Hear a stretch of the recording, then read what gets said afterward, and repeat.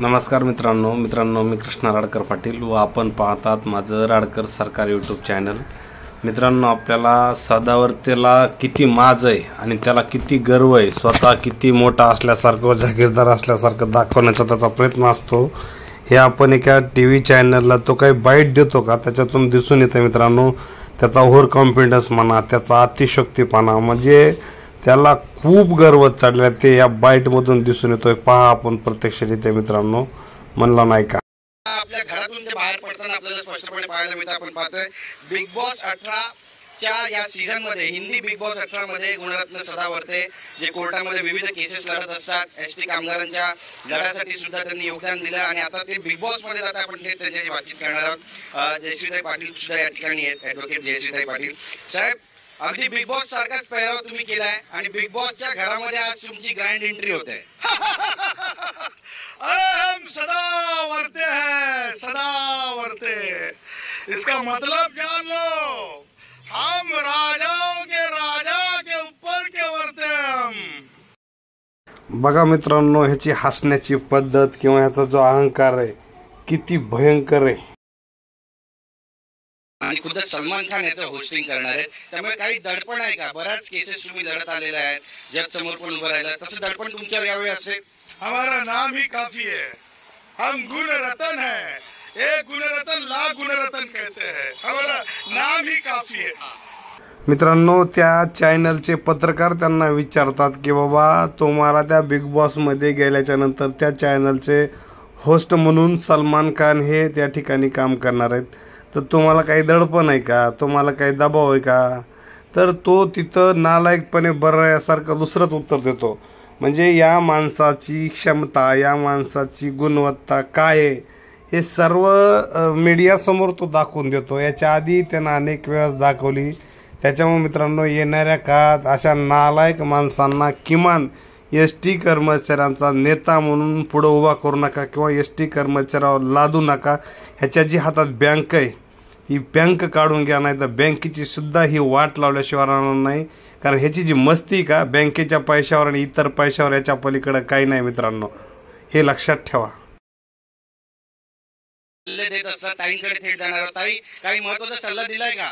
पती चाललेत बिग बॉसच्या घरात, तो ऑलवेज विनर असलेला माणूस आहे, सदावर्ते। आताच त्यांनी सांगितलं की सदावर्ते म्हणजे वर, आणि त्यांना कुठल्याही सल्ल्याची आता गरज पडणार नाही, कारण त्यांनी प्रत्यक्षात दाखवून दिलेलं आहे सगळ्याला की ते काय आहे। सिर्फ नाम ही काफी आहे, सदावर्ते। एक चुम्मा चुम्मो कह दे चुम्मा।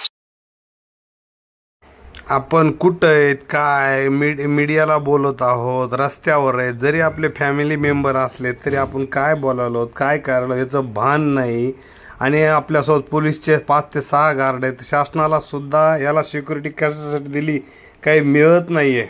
घरामध्ये जात आहे, मग तुम्हाला करमणार का? इथे बाहेरची फील्ड मला सांभाळावीच लागणार ना। जे इकडून तिकडून आलेले आयरे गैरे नतू खैरे आपण जे म्हणतो ना, असं म्हणजे कोणत्या व्यक्तीला म्हणत नाही, पण ती म्हण आहे, त्यांना तर सांभाळावीची धुरा माझ्यावर त्यांनी थोडी दिवसासाठी कसं टाकलेली आहे आणि ते मला करावीच लागणार आहे।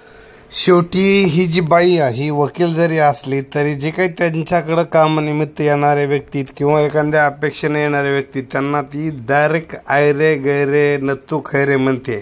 आणि जेव्हा तिच्या लक्षात येतं की आपण मीडिया समोर येतं, माईकवर आहेत, पब्लिकमध्ये येतं, तेव्हा ती सावरासावर करण्याचा प्रयत्न करते। मित्रांनो, आपण याच नालायक लोकांना मागच्या 2021च्या संपामध्ये नेता म्हणून स्वीकारलं, ते बी स्वीकारत असताना काही लोकांना एसटीत आणलं। नको तेवढा जो संप 5-4-2.5 मिळाल्याच्या नंतर थोडंफार काहीतरी मिळून घेऊन चर्चा करून थांबवणं गरजेचं होतं किंवा थांबवणं अपेक्षित होतं, ते थांबवलं नाही।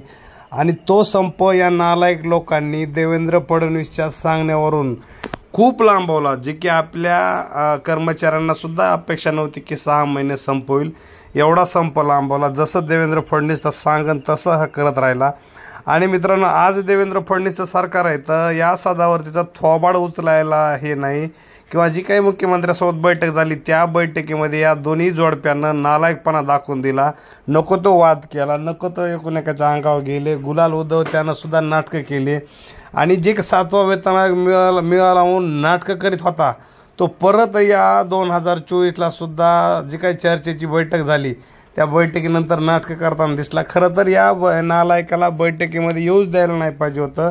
याचा अर्थ संघटनेच्या कुठल्याही पदावर नव्हता, ह्याला काही कुठलं घेणदेण नव्हतं, तरी याला बैठकीत येऊ दिलं. आणि त्या नियमानं 2च व्यक्ती प्रत्येक संघटनेच्या बैठकीत बोलले होते, ह्या नालायकाला बैठकीत बसू दिलं आणि हे ना पहिली पी वाट लावली. त्याच्यामुळे मित्रांनो, येणाऱ्या काळात कर्मचाऱ्यांना विनंती, अशा नालायक माणसाला आपण जे काही बोकांडी घेतलं म्हणाय हरकत नाही, ते आता डबल ह्याला पायापासून सुद्धा जागा देऊ नका. ह्याच्याकडं आपली बँक आहे, बँकेत सुद्धा खूप कर्मचाऱ्याची वाट लावली आणि कर्मचाऱ्याच्या पैशावर मजा मारतो हा. खरं सांगायचं म्हणजे भविष्यात ह्याच्या संघटनेची एकही पावती फाडू नका आणि ह्याच्या संघटनेचा कुठं जर संचालक उभा राहिला तर त्या संचालकाला सुद्धा निवडून देऊ नका. त्याच्यात नाहीतर मित्रांनो आपलं काहीच खरं नाही.